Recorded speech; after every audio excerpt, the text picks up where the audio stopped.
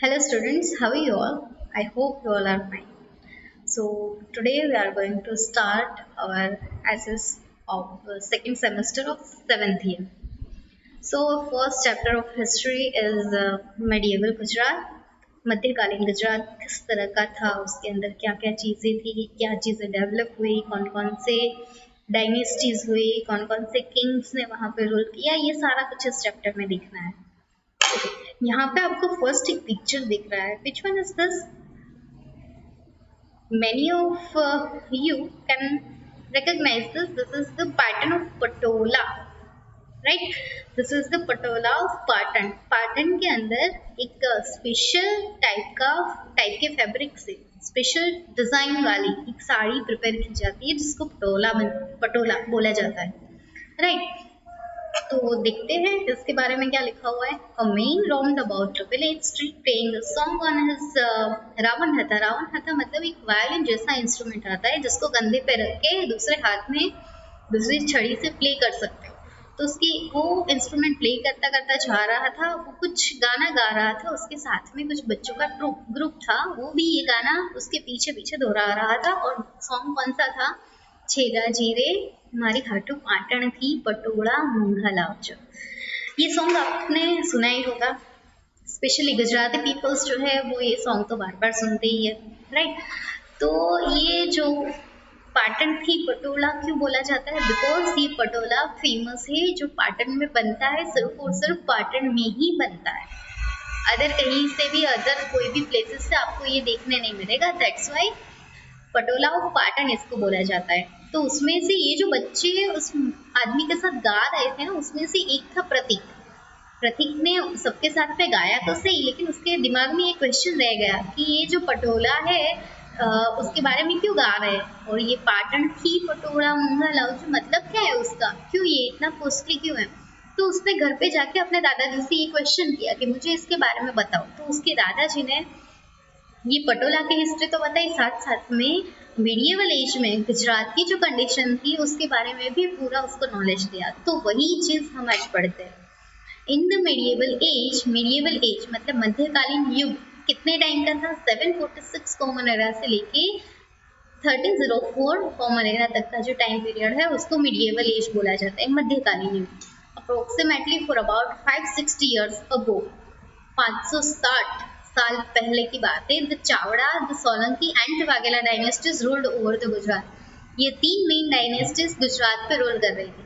During the reign the capital of the kingdom was Anhilpur Patan. जब इनका राज चल रहा था तो इनकी किंगडम का कैपिटल कौन सा था? अनहीलपुर Patan, which later came to known as the अनहीलवाड़ Patan. फिर उसको अनहीलवाड़ पाटन बोला गया. अब ये अनहील नाम क्यों दिया गया, अब ये देखते हैं. Currently, Anawada village that is situated to the west of the Patan was originally known as the Anhilwad. अभी के टाइम पे पाटन की वेस्ट साइड एक अनावाड़ा करके विलेज है जिसकी वजह से पाटन को अनहीलवाड़ बोला जाता है. According to historical text, the Chavda dynasty ruled over the Panchasar. Its ruler Jay Shikhari attained the martyrdom in the war. His son Vanraj Chavda recaptured his father's kingdom. In place of the ruined kingdom, he established a new kingdom on the bank of the river Saraswati, which was known as the Anhilwad Patan. Historical text से ये पता चलता है कि जो Chavda dynasty हमारे गुजरात पे rule कर रही थी पंचासर में, तो उनका रूलर था जय शिखरी. जय शिखरी का युद्ध में मृत्यु हो गया था. तो फिर उसके जो बेटे हैं उसने ये जो उनका किंगडम था पंचासर, उनकी डेथ के बाद रिकैप्चर किया, फिर से जीता, राइट? तो फिर से जीतने के बाद ये पूरा किंगडम जो था वो रूइन हो चुका था, खराब हो चुका था. इसलिए उसने एक नए किंगडम की स्थापना की सरस्वती नदी के किनारे, जिसको नाम दिया Anhilwad Patan.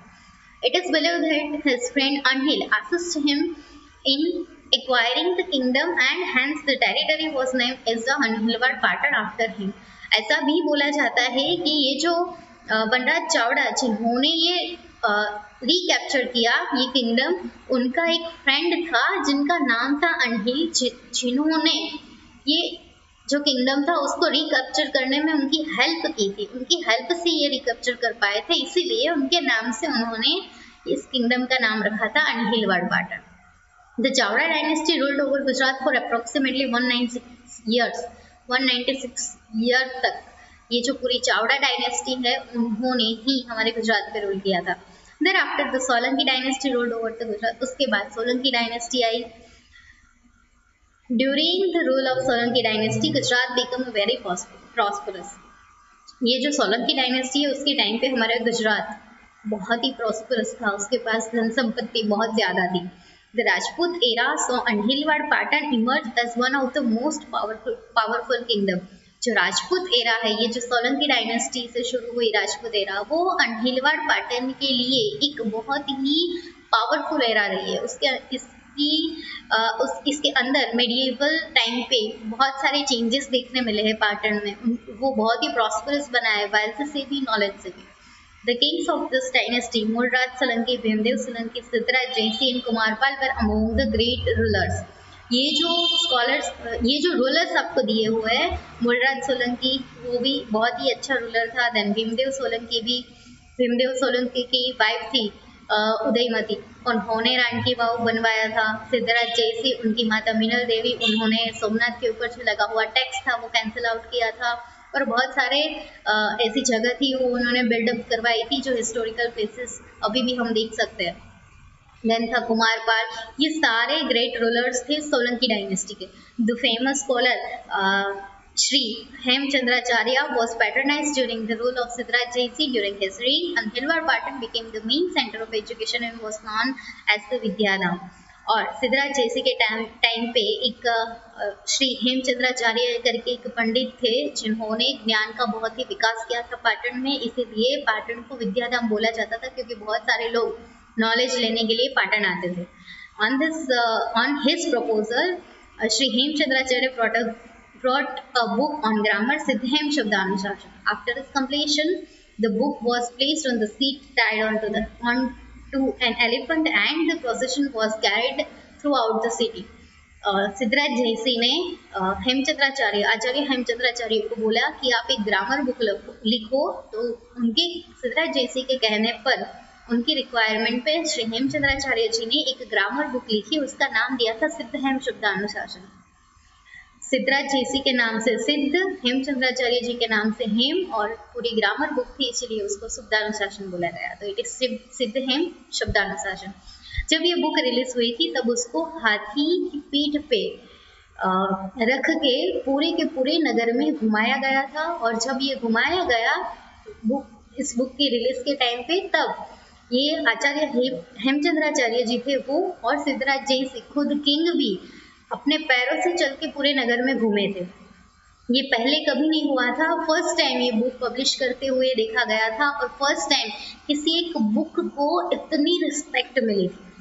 It is very great कि हमारे पाटन में हिस्ट्री के टाइम पे भी ये सब चीज़ें होती थी।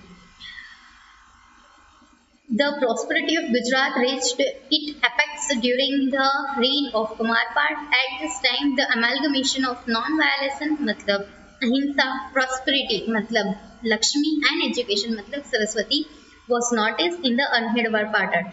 कुमारपाल के टाइम पे तो prosperity बहुत सारी बढ़ चुकी थी, गुजरात इतना हाई लेवल पे चल रहा था कि अमालगमेशन का मतलब है मिक्सचर। किसका मिक्सचर साथ में चल रहा था? नॉन वायलेंस मतलब अहिंसा, पूरे राज्य में कहीं पे भी हिंसा नहीं होती थी। प्रॉस्पेरिटी लक्ष्मी, धन बहुत ही था हमारे पास, एंड एजुकेशन सरस्वती, नॉलेज भी बहुत सारा स्प्रेड हो चुका था। The kings of Solanki dynasties were great rulers, however 6 of this rulers renounced their thrones to become hermits. Solanki dynasty के जो भी रूलर्स थे वो बहुत ही ग्रेट रूलर्स थे, उन्होंने अपने रेन के टाइम बहुत ही अच्छे काम किए थे, लेकिन उसमें से 6 रूलर्स ऐसे थे जिन्होंने अपना राज्य छोड़ के वो खुद हर्मिट बन गए, संत बन गए।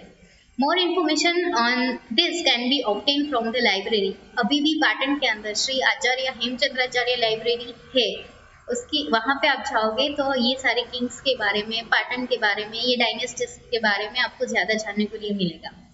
यहाँ पे सिद्धहेम शब्दानुशासन बुक की फोटोग्राफ दी हुई है जिसको आप देख सकते हो, right.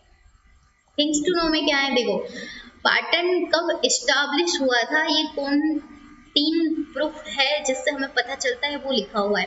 According to the text धर्मरान Patan was established in 802 Vikram Samvat 746 C 746 common era में 802 विक्रम संवत पे पाटन एस्टेब्लिश हुआ था, ऐसा धर्मरान में लिखा हुआ है, इसे एक पुराने टेक्स्ट में लिखा हुआ है। According to the hand written मेमोइड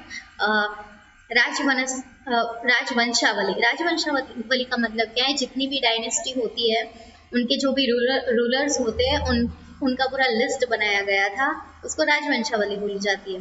तो उसमें हैंड रिटन में लिखा हुआ है कि Patan was establish in 802 Vikram Samvat 746 common era, उसमें भी सेम चीज लिखी हुई है।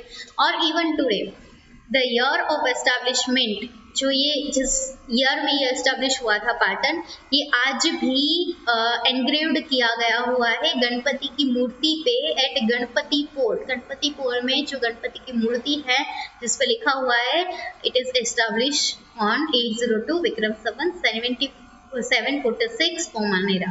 ये आइडल की फोटो यहाँ पे आपको दी हुई है, देखो inscription carved on an idol, नीचे एक पत्थर दिख रहा है, आइडल के पग के पास ये पत्थर है रखा हुआ और उसी के ऊपर ये लिखा हुआ है कि ये पाटन तब एस्टैब्लिश हुआ था, right. Next is Anhilwad Patan had not only dynamic kings and academicians but the queens were also equally dynamic. सिर्फ king और academicians like हेमचंद्राचार्य वही सिर्फ डायनेमिक नहीं थे, सभी जगह पे वही लोग ऐसे नहीं थे कि टैलेंटेड थे, साथ में जो क्वींस भी थी वो भी हमारी कुछ कम नहीं थी। In fact queen Udayamati build up a step well for the welfare of her subjects. Udayamati ने एक स्टेप वेल बनाया था जिसको हम रानी की वाव से जानते हैं। The step well consisting of 7 levels is an unparalleled example of art and architecture. 7 level से बना हुआ है पूरा वेल।